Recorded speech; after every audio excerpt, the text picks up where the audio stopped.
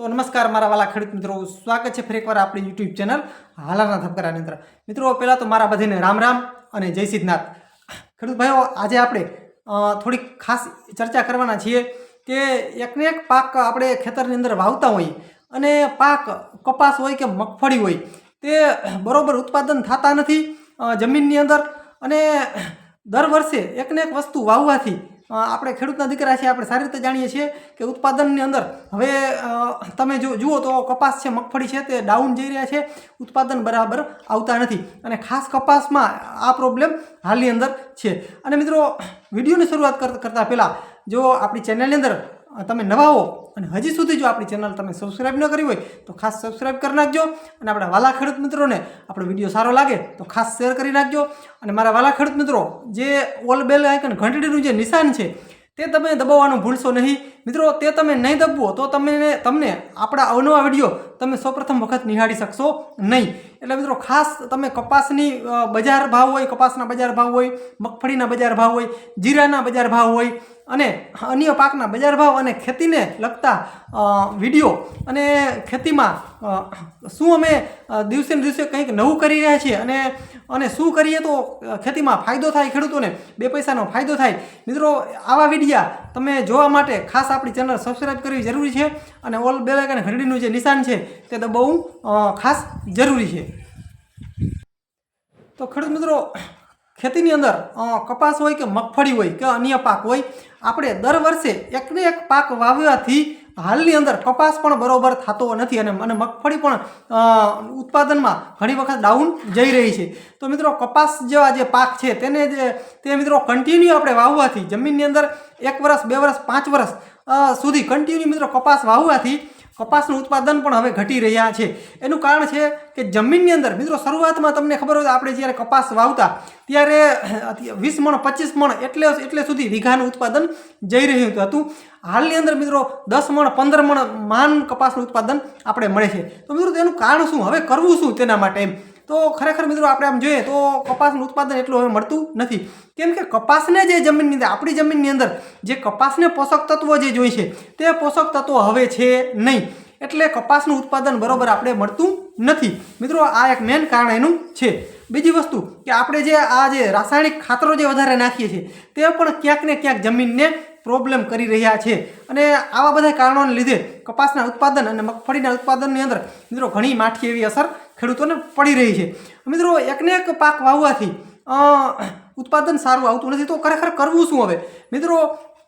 તમને ખાસ જણાવી દો કે આપણે પહેલાં કપાસનું જ્યારે વાવેતર કરતા હતા ત્યારે કપાસનું ઉત્પાદન સારું આવતું હતું, ત્યારબાદ ખેડૂતોએ શું કર્યું, કપાસનું વાવેતર બંધ કર્યું અને મગફળી તરફ વળ્યા મિત્રો। શરૂઆતમાં પણ એવું જ હતું, શરૂઆતમાં આપણે મગફળી વાવતા તો મગફળી સારા પ્રમાણમાં થતી, ત્યારબાદ મગફળીના ઉત્પાદનમાં ડાઉન થવા માંડ્યું તો આપણે કપાસ વાવ્યો, બરાબર? કપાસ વાવ્યો તો કપાસમાં છેલ્લા 5 વર્ષમાં કપાસમાં સારા ઉત્પાદન મળ્યા, પણ હવે કપાસમાં ઓછું ઉત્પાદન એકદમ ઘટતા જાય છે દિવસે ને દિવસે, કેમ કે જે તેને પોષક તત્વો જોઈ છે તે છે નહીં।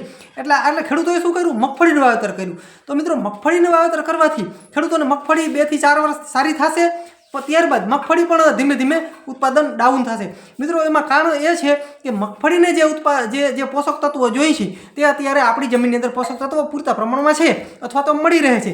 જેટલો ટાઈમ મગફળીને પોષક તત્વો પૂરતા મળશે એટલો ટાઈમ મગફળીનું પણ ઉત્પાદન સારું થશે। જેવા મિત્રો તેના ઉત્પાદન જે પોષક તત્વો ઉત્પાદન ઘટશે અને પોષક તત્વો નહીં મળે એટલે તે પણ ડાઉન થશે। તો વળી મિત્રો આપણે કપાસ વાવશું, પણ મિત્રો કપાસમાં પણ હવે એટલું ઉત્પાદન સારા એવા મળી રહ્યા નથી। તો મેન ટોપિક ઉપર આવીએ કે હવે આપણે કરવું શું, કયા પાક એવા વાવીએ ચોમાસે કે ઉત્પાદન પણ સારું થાય અને ભાવ પણ સારા મળી રહે। હાલની અંદર ખેડૂતોને મેન પ્રોબ્લેમ છે, મગફળીના ઉત્પાદન સારા થયા છે પણ ભાવ નથી મળી રહ્યા અને કપાસનો પણ ભાવ એટલો ખેડૂતોને મળી રહ્યા નથી। જે મોંઘવારી પ્રમાણે જે કપાસનું ઉત્પાદન જે આવે છે અને 6 મહિના કપાસનો પાક ઊભો રહે છે, તો તે પ્રમાણે આમ જોઈએ તો તેનો ભાવ બરાબર ન કહેવાય। કપાસ હોય કે મગફળી હોય તેનો ભાવ બરાબર નથી। તો મિત્રો, હવે શું કરવું ખેડૂતોએ?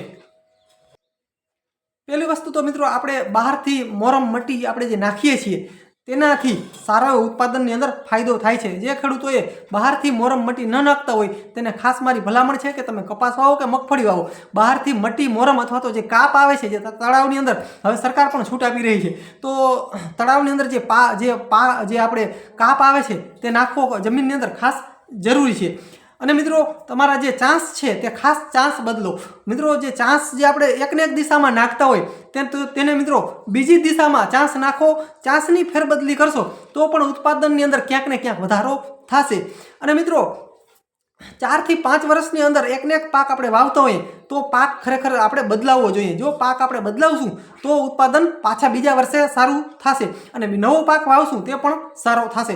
તો મિત્રો ચોમાસે હવે આપણે ખરેખર કયા પાક હાલની અંદર વાવીએ તો ઉત્પાદનમાં અને પૈસામાં બધી વાતે આપણે ફાયદો થાય છે, તો એવા કયા પાક છે? તો મિત્રો 2 થી 4 પાક એવા છે જેનું તમને હું નામ આપીશ।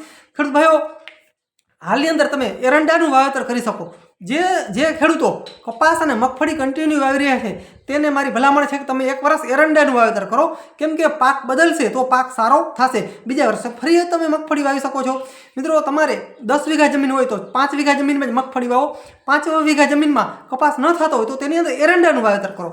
એરંડાનું વાવેતર મિત્રો કરશો તો એરંડા પણ સારા પ્રમાણમાં થાય છે, પણ તેને પાણી હોવું ખાસ જરૂરી છે, એટલે એરંડાનું વાવેતર કરી શકો। બીજી વસ્તુ મિત્રો, ડુંગળીનું વાવેતર પણ તમે ચોમાસે કરી શકો। હાલની અંદર મિત્રો અત્યારે પણ ડુંગળીના એટલા ભાવ ડાઉન જઈ રહ્યા નથી, સારા ભાવ છે, એટલે ડુંગળીનું પણ વાવેતર તમે ચોક્કસ કરી શકો છો। ડુંગળીમાં પણ સારો એવો પ્રોફિટ છે અને સારા એવો ભાવ મળી રહ્યા છે, એટલે મિત્રો તમે પાક જે છે તે ફેરવો, પાકની ફેરબદલી કરો, જેથી કરીને તમે ઉત્પાદનમાં વધારો થશે અને પૈસા પણ સારા મળશે। બીજી વસ્તુ મિત્રો, તમે અત્યારે ભીંડો પણ વાવી શકો છો। ભીંડો અત્યારે સારા બકાલાની અંદર ભીંડો છે તે પણ અત્યારે સારો મળે છે, ઉત્પાદન સારું આવે છે અને ભાવ પણ સારા મળી રહે છે, એટલે બકાલાની અંદર કોઈ પણ એવું નહીં ભીંડો એક જ વાવો, બીજું તમે કોઈ પણ બકાલું તમે હાલની અંદર તમે વાવી શકો, જેથી કરીને તમને ઉત્પાદનની અંદર ક્યાંક ને ક્યાંક ફાયદો થશે અને પૈસા પણ સારા મળશે। એટલે મિત્રો તમે પાકની ફેરબદલી કરો, અલગ અલગ વેરાયટી વસ્તુ અલગ અલગ વાવો, જેથી કરીને તમને પણ ફાયદો થાય અને આપણને એકને એક કોઈ પણ પાક વાવશું તો બરોબર ઉત્પાદન થશે નહીં, અને મગફળી જેવાની અંદર હાલની અંદર ભાવ પણ બરાબર નથી મળી રહ્યા। તમારી પાસે 15-20 વીઘા જમીન હોય તો 4-5 વીઘાનું બકાલું કરો, 4-5 વીઘાના એરંડા વાવો અને બીજી મગફળી વાવો થોડી જાજી, કે જે જમીન સારી હોય, જેની અંદર મગફળી સારી થતી હોય। અથવા તો તમે બહારથી આપણે મિત્રો ખેડૂતના દીકરા છીએ, બહારથી આપણે મોરમ અને ખાતર લાવવા બહુ મોંઘા પડતા હોય છે, તો તમે આપણે જેટલામાં મગફળી વાવી છે એટલાની અંદર જ દાખલા તરીકે 5 વીઘાની આપણે મગફળી વાવી છે, 10 વીઘા જમીન છે, 5 વીઘા મગફળી વાવી છે, આપણે વાવવી છે બરાબર, તો 5 વીઘાની અંદર ખાતર અને મોરમ બંને ભરો, અને જે 5 વીઘામાં બીજું જે આપણે જે પોષક તત્વોવાળી ઓછી જમીન છે તેની અંદર એરંડા વાવો। એરંડા મિત્રો એવી વસ્તુ છે કે તેને પોષક તત્વો ઓછા હોય તો પણ તે થાય છે, અથવા તો તમે બકાલું વાવી શકો। તો મિત્રો તમે પાક બદલો અને જેટલામાં આપણે મગફળી વાવી છે એટલામાં મોરમ ભરો, મટી ભરો, તેની અંદર કાપ ભરો, અને બીજામાં મિત્રો થોડું જાજુ ખાતર હોય તો પણ તે પણ નાખો। આમ મિત્રો કરવાથી આપણે ક્યાંક ને ક્યાંક આપણી જે મિત્રો પૈસાની અંદર વધારો થશે અને ખેડૂત દિવસે દિવસે સમૃદ્ધ થઈ શકશે। પણ આવું આપણે કરીએ તો, બાકી એકને એક આપણે મિત્રો ખેડૂતમાં ઘણી વખત એવું થાય છે કે ગાડરીય પ્રવાહની જેવું થઈ જાય છે। મગફળી તો કન્ટિન્યુ મગફળી, કપાસ તો કન્ટિન્યુ કપાસ, જીરું તો કન્ટિન્યુ જીરું, થાય કે ન થાય બસ એ જ વાવવું। મેન મિત્રો પ્રોબ્લેમ જ આપણો અહીંયા છે કે એકને એક વસ્તુ ન વાવવું જોઈએ, ચેન્જીસ કરો પાકની અંદર મિત્રો, ચેન્જીસ કરો। જો તમે ચેન્જીસ કરશો ને તો ક્યાંક ને ક્યાંક તમને ફાયદો થશે, કેમ કે બજારની અંદર પણ બધી વસ્તુની જરૂર હોય છે, એક જીરાની કે મગફળીની કે એની જરૂર ન હોય।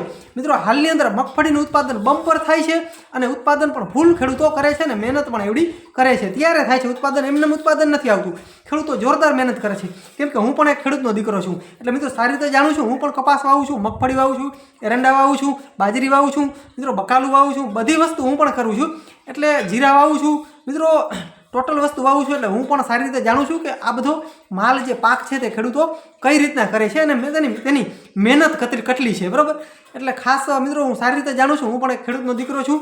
તો મિત્રો ખાસ તમને જણાવી દઉં કે પાકની ફેરબદલી કરતાં શીખો, અને એકને એક પાક બીજા વાવે તો આપણે એ જ પાક વાવો એવું નહીં। બીજો પાક વાવો, ચેન્જ કરો પાકની અંદર. જો આપણી મેન વસ્તુ મિત્રો એ પણ હું કહું એમ નહીં કરવાનું. બીજી મેન વસ્તુ એ પણ તમને જણાવી દઉં કે તમારી જમીનને શું ફાવે છે એ ખાસ મિત્રો તમે આપણે આટલા વર્ષથી આપણે ખેતી કરતા હોય તો આપણી જમીનની આપણે ખબર હોય કે આપણી જમીનને કપાસ વધારે માફક આવે છે તો આપણે મિત્રો કપાસ વવાય. આપણી જમીનને મગફળી માફક આવે છે તો આપણે મગફળી વવાય. આપણી જમીનને ચોમાસે કે અથવા તો આપણે શિયાળે જીરું માફક આવે છે તો જીરું વવાય, અથવા તો ધાણા માફક આવે છે તો ધાણા વવાય. ચણા માફક આવે છે, ચણા સારા થાય છે તો ચણા વવાય. બાજુવાળાના મિત્રો બીજે ભાવ સારા હોય અને આપણે જીરું વાવી દઈએ અને જીરું આપણા ખેતરમાં થઈ જ જાય એવું ન માનવાનું. આપણી જમીનને કયું માફક આવે છે, કયો પાક માફક આવે છે અને કયો પાક સારો થાય છે તે હંમેશા વાવો, જેથી કરીને આપણે 2 પૈસા થાય અને ઉત્પાદન પણ સારું મળે. તો મિત્રો વિડીયો કેવો લાગ્યો? મિત્રો સારો વિડીયો લાગ્યો હોય તો ખાસ આપણા વાલા ખેડૂત મિત્રો શેર કરી નાખજો. બસ મિત્રો, જય સિદ્ધનાથ મહાદેવ. મિત્રો આવા અવનવા વિડીયો જાણવા માટે આપણી ચેનલ સબસ્ક્રાઈબ તમારે ખાસ કરવી જરૂરી છે. તો મિત્રો મહાદેવ, મળીએ આગલા વિડીયોમાં.